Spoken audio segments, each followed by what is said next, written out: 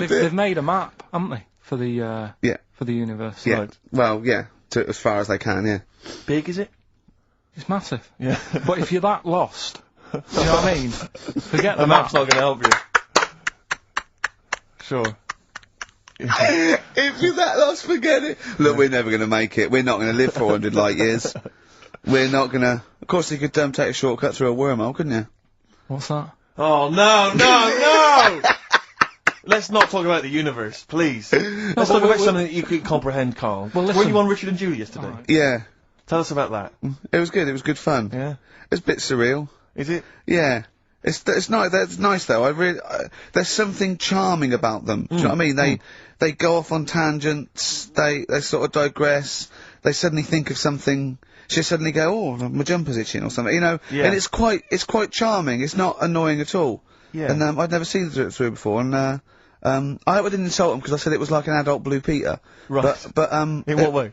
Well, they had a Christmas wrapping competition.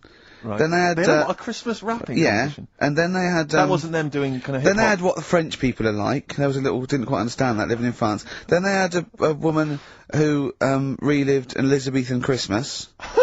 The bit that made me laugh was she was sort of announcing this through an Elizabethan microphone and PA to all the people sitting around dressed as. I'm a bit confused. Like, this sounds fascinating. It was good though, and at the end I said, next week I'll be washing a tortoise and that, and the producer said, if you do want to make something for the show, we'll definitely feature it. So I might make some of those things that you spoke on Blue Peter, like send in, sort of, you know, I remember they made a chest of drawers out of 3 matchboxes. Yeah. For Barbie doll or something, or Action Man. I seem to remember them showing you how to make a dusty bin once. What, on Yeah. Blue Peter? I made one. I remember making one. Really? Yeah. I haven't watched Blue Peter, obviously, for, like, 25 years, Yeah. but is it the same sort of thing? I think it's pretty much the same now, yeah. They sort of, occasionally they'll have kind of, larger sort of dramatic scenes, so that all the cast will kind of act out sort of murder mysteries and stuff like that. Oh, yeah. There's a bit more of that going Do on. they still have the Kodo drummers from Japan over? I think the Kodos come on like twice a week. With the shiniest buttocks I've ever seen. Yeah. Greased, they're in like sort of nappies or whatever they call them, and they're playing the drums, and you see them from behind playing these big drums, and they've got shiny buttocks. The lights really pick up their arses. I think because they've kind of funked it up since we were younger, because I remember it was always stuff like, let's have a look at this traction engine.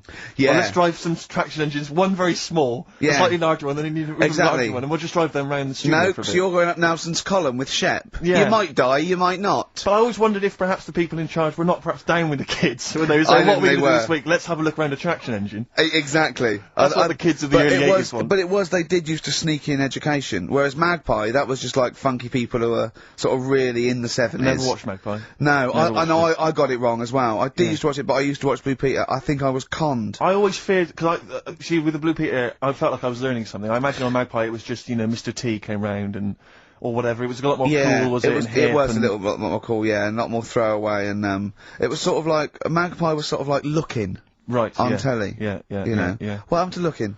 Don't know, it used to be the Junior TV Times, I don't know. There's probably people listening who've never even heard of Looking. Is that what it was? Apparently so. But there was cartoons and things. Yeah, it was just basically an advert for ITV, Looking. Oh, was it? Almost entirely, yeah. And did it have like a Laurel and Hardy strip or something? No, it would have things like the story of 5 Star. Really? And, Is it like the ones in the News of the World? Not dissimilar. Brilliant. Yeah. Hey, I've had 5 kids. Next picture. Bought one of them a guitar. Yeah. Next one. We're at number 7. Yeah. Brilliant. Next week, Tina Turner. I love the fact that 5 Star is still touring. There's only 3 of them now. Really? They're still called 5 Star. Really? Yeah, I thought there was 4 Boney M's at one point. Tribute acts, that each one of them had a... And then there was a 5th, who was someone who wasn't the original member of one of the Boney M's, who set up a splinter group. It was ridiculous. Yeah. I don't know how many there are now. I was thinking, what we should do on this show as well, is have a doctor. Right, Just sit in the you're corner. worried about your health? No, just so when Carl says, why are your bollocks there, the doctor can now go, well, let's ask doctor. Right. And he goes, they're there because I know. And we need a Is vet Dr. as well. Fox available? we need a doctor, probably a vet. Some sort of vet, or a naturalist would be good. And what else? Oh, and a physicist or something, or an astronomer. What do you think, Carl? I'd love that. Would you really? Yeah. Is there any doctors listening? Of course there are, as if a doctor would listen to this. If you are a doctor, I want a qualified doctor. I don't mean someone who's in their 2nd year at medical school. We're not interested in that. Right, a qualified doctor, a GP, or any specialist, and you maybe want to contribute regularly, give us a call. Yeah. We'll even give you a special phone line and stuff. Yeah, yeah. For not for now though, we're going to get a lot of mentalists, aren't we? I would adopt a nom de plume, an alternative, identity, because your patients are going to flee if they find out you listen to this. Exactly. What's the phone number, Carl? Well, they might as well just email in with the number, mightn't they? That's because you don't like answering the phone. No, I just think it's a better way of doing it. Okay. How can they prove they are a doctor? Just, Go on, Carl. Something to do with, Go on. Go on. Something to do with, What thing could they say that we'd say, well, he's definitely a doctor, or we wouldn't know that? Think of something. well, I'm not a doctor, so... We're on the radio, Carl! When we ask you a question, you've got to speak! I know, I'm just thinking, I don't know how you'd know, because you never ask them, do you? If you need their help, you don't think of going, no, before you do this, do you know what you're doing? but saying that, right? Go on! Go on! Talking about this the other day. Yeah. Oh, what was it now? Listen, a fella, no, listen. Do you want, Alright, no, come on, alright, he's got it now. Go on. This fella goes to the doctors, right? Oh, right, okay. Right, if this is in any way apocryphal, stupid, illogical, impossible, right, you are never, ever speaking again on radio. So make sure this is at least possible. I'll tell you what, I'll even give you improbable, but possible. So if anything that breaks the laws of the universe, or logic, okay, that's all you have to avoid. On you go. Right, so this fella, right, he goes to the doctors because he's got earache. Right. Okay, if a chimp's living in his brain... Go on. Go on. So he's got earache, he's sat in the waiting room and his ear's all bunged up and it's hurting a lot and what have you. So the doctor comes out and he goes, right? And because his ear's all bunged up, he doesn't hear it that well, right? So he thinks, it must have been me, right? So he wanders in. Keep going, keep going, keep going. Anyway, I'm gonna hate this. I can just feel it in my bones. Steve, I'm gonna let you take over. Okay, let's hear it. Come on. So the doctor says, sit yourself down there, right? So he sits himself down. He goes, right, take your pants off, right? So he's thinking that's a bit odd. Anyway, he heard that though. He apparently he took his tackle off. The doctor did some operation. What, there in the waiting room? No, in his office. In his office, yeah. What? Wait, so he removed what? His genitals? Yeah. In his office? Why, Carl? Why, Carl? Because he hadn't called him in. Oh, he'd called in the bloke who wanted his testicles taken off, and he didn't hear it. What? So the doctor went out and said, Mr. Jones, who's here to whip off your cock and balls, just here and now, right?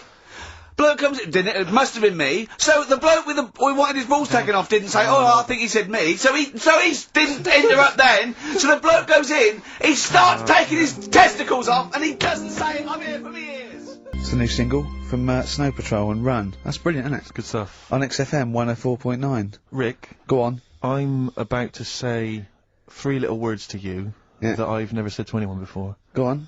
Carl is right. On what, though?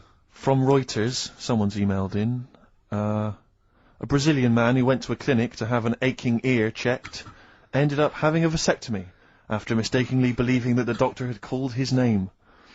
He had gone in there, entered the vasectomy room when he was called. He was called by the full name and yet thought it was him. But the strangest thing is that he asked no questions when the doctor started preparations in the area which had so little to do with his ear. He later explained that he thought it was an ear inflammation that had got down to his testicles. And, the fellas came off. Extraordinary. Right. I'm stunned. Amazing, isn't it? But there's lots of things that keep coming true with Carl's nonsense. There's a programme on next week. The boy who gave birth to his twin. Oh. And he's there, he's like pregnant with his thing, isn't he? How long ago did we do that? Yeah, you discussed that years ago. When I talked about it, it was a baby who had a baby. Now it's a boy who's like a grown man and that. It's took them ages to sort that out. I did it in one link one Saturday with the full story. Right? Keeps happening. We've done like Donald McIntyre's thing, right? He's been ripping us off. I did Cheap as Chimps. Yeah. He's been doing it. No, he hasn't. He has. He's done some programme about how much it costs to get a monkey and that. Right. What else have we done? He believes things. Yeah. There's loads of stuff we've done like that. You had weren't the maggot coming out of the head? I laughed at you, yeah. Didn't in the programme, didn't see him wrapping the head in bacon, but, I mean, the principle's there. Bob Holness is ripped off Rockbusters. Yeah, and he ripped you off years ago. Yeah. He's been ripping you off for years, which is even more annoying. Yeah. So, yeah. Interesting.